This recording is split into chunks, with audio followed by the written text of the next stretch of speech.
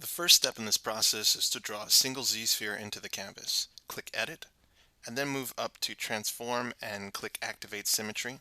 Simon will use the Y-axis. He will click R for radial, and he's going to work with 8 points in this case, and then draw in 8 sets of Z-spheres on top of the original one that we drew. We can click Move to adjust those slightly. And then again, we'll draw another set of Z-spheres on top of those 8, and then again click Move to pull those out. So we'll repeat this process one more time by drawing in 8 more Z-spheres. We'll use Move to pull them out, and then we can switch over to Scale to scale down their size.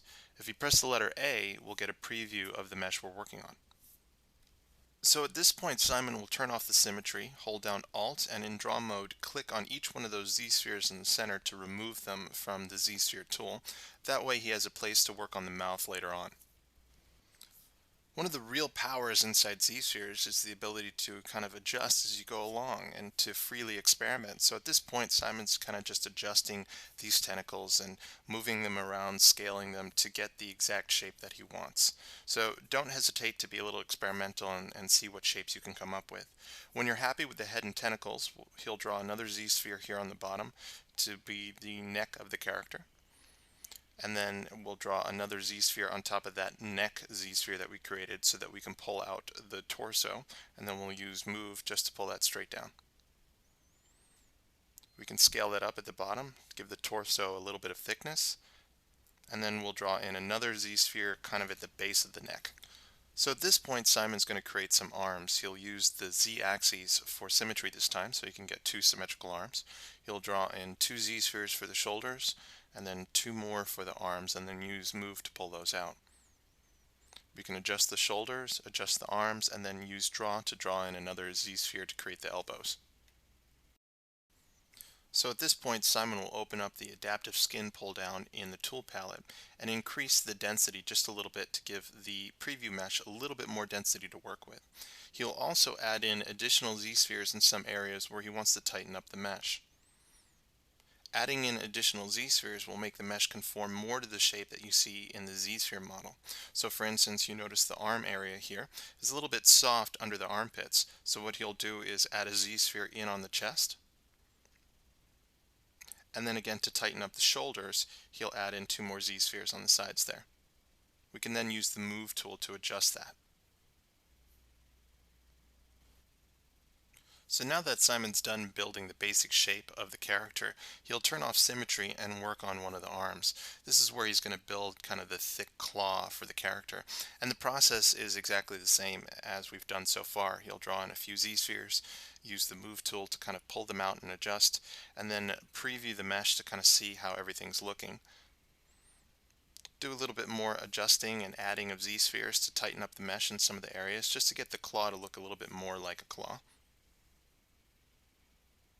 And you can see when he added in those 2 little Z-spheres there, you got a much tighter mesh around that intersection.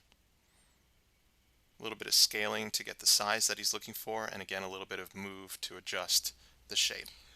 Now you might notice that when Simon previews his mesh, you see different patches of colors around the preview mesh. And this is because he has Frame turned on, which will show the different polygroups that the Z-spheres are creating. At this point, he'll adjust the tentacles a little bit, and you notice that he switches back and forth between preview and the Z-spheres just to kind of see how that movement is updating the preview mesh. Don't forget, at any point in this process, you can go back to your adaptive skin pull down and change the density of the preview mesh. This just allows you to see your preview mesh at different resolutions and help you understand the flow of your topology a bit better.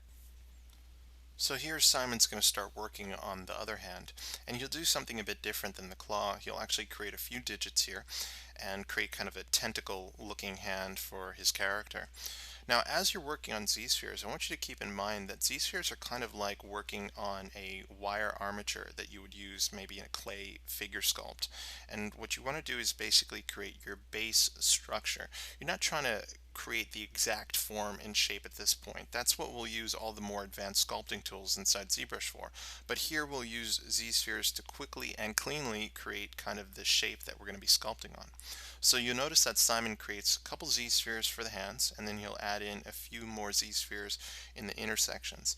And as we saw earlier inside the chest and shoulders, the more Z-spheres you add in at those intersections, the kind of tighter the flow of that preview mesh will become. As your model becomes more and more complex, you might want to isolate a specific area like Simon does here with the arm. Now the way to do that is simple. Hold down the Control and Shift key and then click and drag over the Z-spheres that you want to isolate.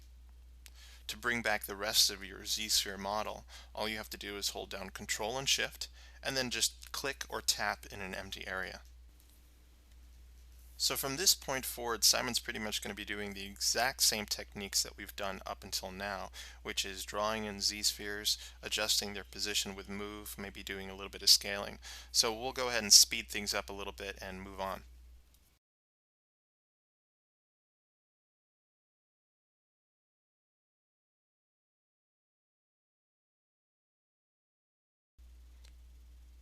As we speed through this section, basically all Simon's doing is using move to adjust the tentacles to fit them more around the body.